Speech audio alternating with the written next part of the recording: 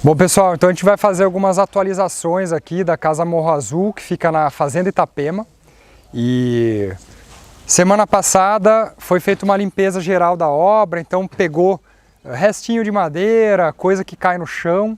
Então a gente está com o solo bem mais limpo, organizado aqui hoje. Faz total diferença isso para o pessoal que está trabalhando na obra, né? A síndrome da janela quebrada, né? Então, quando tem bagunça, joga mais bagunça. Quando está organizado, tenta manter organizado. E assim agora a obra caminhando para a reta final, a gente tem que fazer todos os esforços para ficar com a obra mais limpa. Então, aqui foi feito uma raspagem da área de recuo frontal, na verdade a calçada. Então tem que seguir o padrão de condomínio aqui para fazer a pavimentação com esses blocos, né? Você tem aqui o famoso bloquete de concreto. Então esse bloquete aqui, ele vai ser o padrão da pavimentação da calçada e depois você chega para a área do acesso dos automóveis em paralelepípedo e o nosso acesso da escada social para a parede de pedra. Então a gente usou o mesmo granito, né? Uma coisa que sempre perguntam, né? Paulo, que pedra que você está usando? Isso é menos importante. Você tem que se preocupar em usar uma pedra disponível na sua região, que não tenha grande impacto ambiental, que seja economicamente viável, que o frete seja viável. Então aqui a gente usou um granito que ele é cinza, um pouco rosado, tá?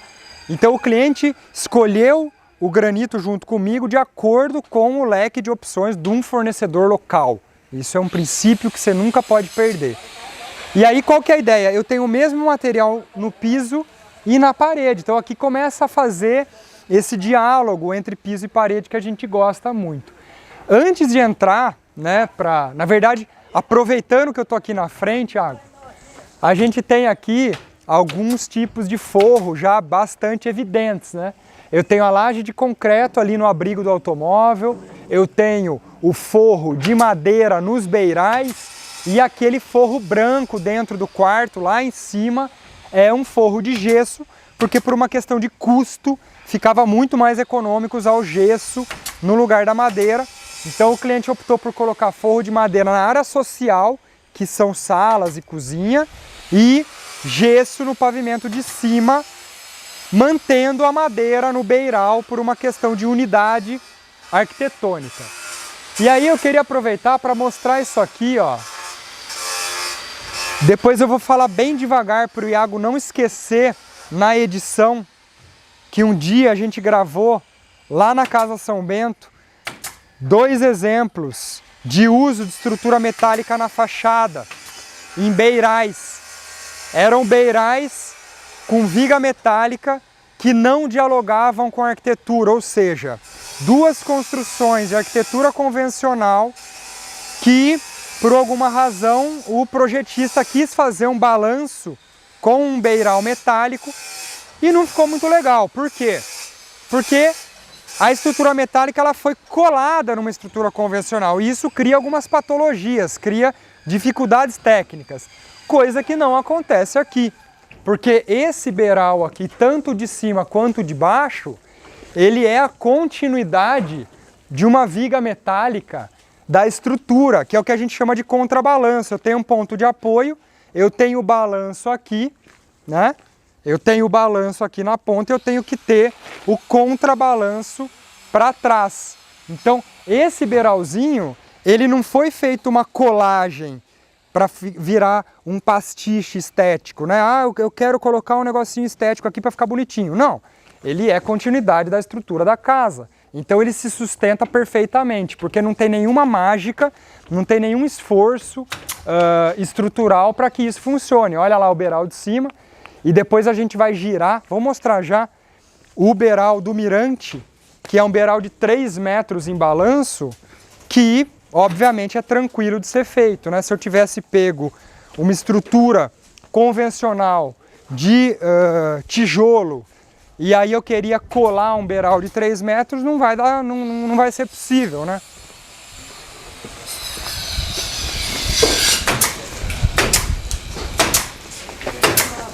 Então aqui, ó, eu tenho ali um balanço de 3 metros do beiral do mirante, porque aqui é face oeste. Então, para proteger os quartos, sala, eu tenho aqui embaixo um pilar, veja, certo? Só que lá em cima eu não tenho nada. Por quê? Porque esse pilar aqui está carregando a carga de um lugar onde as pessoas vão pisar. E lá em cima é só telha termoacústica, telha de isopor, que é leve, tá? Na verdade aqui é uma telha de PU, recheio de PU. Hoje a gente tem aqui já, graças a Deus, na finalização da nossa grande parede de pedra, tá? Então aqui é face oeste, agora é quase meio-dia, o sol da tarde vai vir para cá. Aí a gente vai fazer umas imagens dessa insolação incidindo na parede de pedra. E agora entra aqui um pouquinho.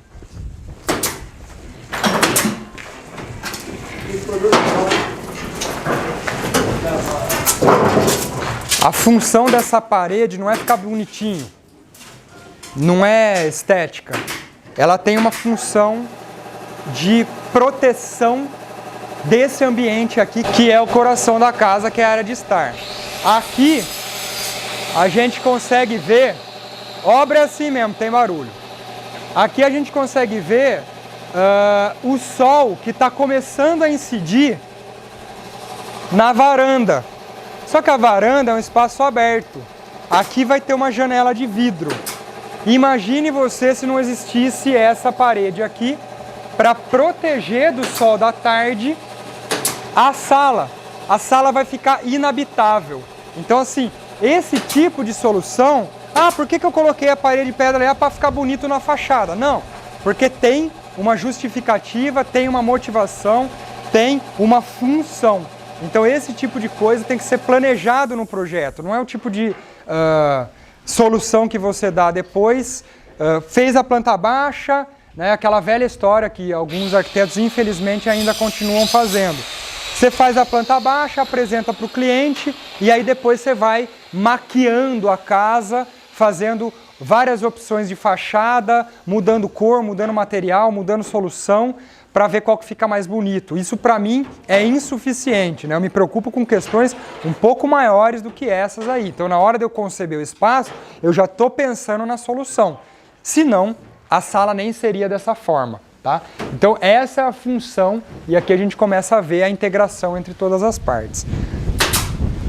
Bom pessoal, essa área aqui é um spa, né? Então eu tenho feito cada vez mais spas em detrimento a piscinas, né? Então normalmente fica mais funcional você ter um lugar como esse do que ter simplesmente uma piscina. Por quê? Porque a piscina, se não for grande, não dá para usar para nadar. E se for pequena, ela não funciona muito bem. Então mais vale um grande spa, uma banheira ou mesmo um ofurô do que uma piscina pequena, tá?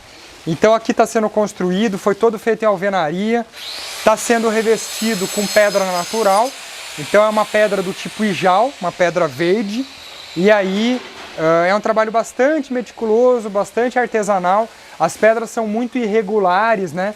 Então vai dando aqui alguns tipos de recortes. Isso aqui é curioso mostrar, né? É o tipo de acontecimento que a gente tenta evitar, mas não é possível, porque por mais que eu tenha feito o projeto modulado no tamanho da pedrinha, os vãos entre as pedrinhas variam. Não é que nem no tijolo ecológico, que eu tenho um vão de 1 milímetro sempre.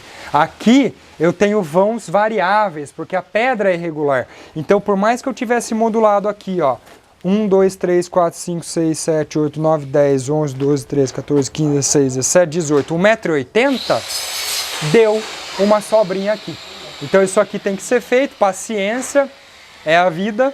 E aí esse aqui é o spa com essa integração. Se pegar a imagem daqui para lá, você consegue ver que a pessoa que estiver na varanda ou na sala, ela tem comunicação com quem está no spa.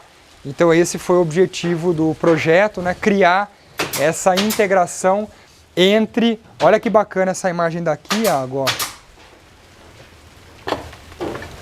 Olhando lá na porta, ó. Então você tem aqui... Eu estou no jardim, certo? Eu tenho aqui o spa, depois eu tenho a varanda, depois eu tenho a sala, depois eu tenho a porta. nessa linha.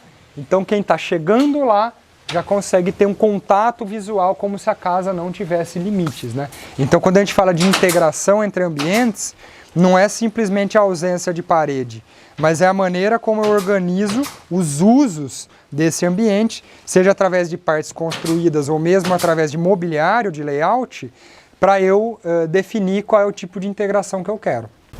Então olha só, esse aqui é o beiral que eu estava falando mais cedo, né? Para eu ter esse balanço, eu tenho que ter o contrabalanço.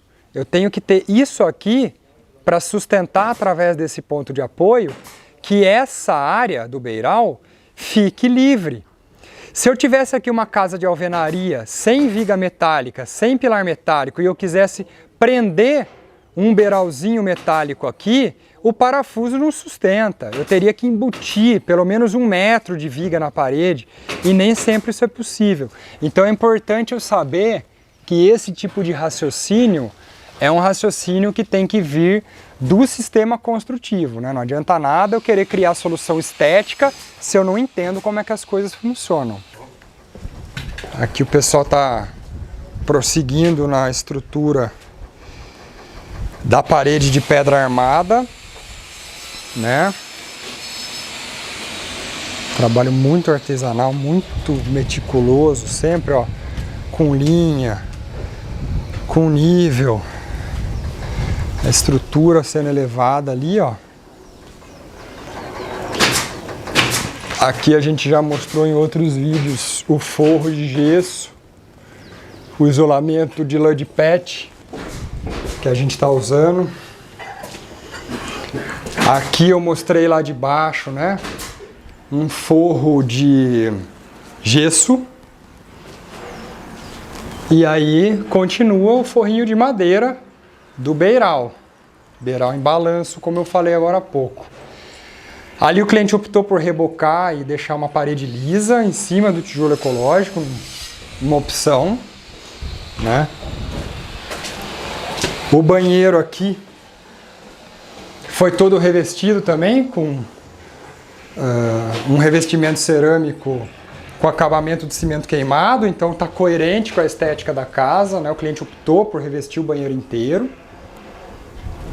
E aqui foi feito um contrapiso que vai receber isso aqui, ó. Esse contrapiso, olha lá. Ele vai receber, tá fresco aqui ainda, ele vai receber esse tipo de pedra, que é o acabamento final que eu quero para o box. Então o cliente vai pisar aqui nas pedras, vai massagear os pés, isso aqui é rejuntado com epóxi. E aí vai ficar bem natural essa questão aí do piso do banheiro, né? Que é um negócio que a gente gosta bastante de fazer os acabamentos naturais para ter essa coerência, né? O tijolo, pedra, madeira, o próprio concreto, que embora não seja um material natural, é um material aparente, e depois as pedrinhas também no revestimento. Ali dá para ver o pessoal trabalhando na calçada. Oba! Beleza? Mais ou menos isso aí, né? É mais ou menos isso aí mesmo. Eu vou descer aí já já. Trocar uma ideia. Aí eles estão fazendo a calçadinha ali.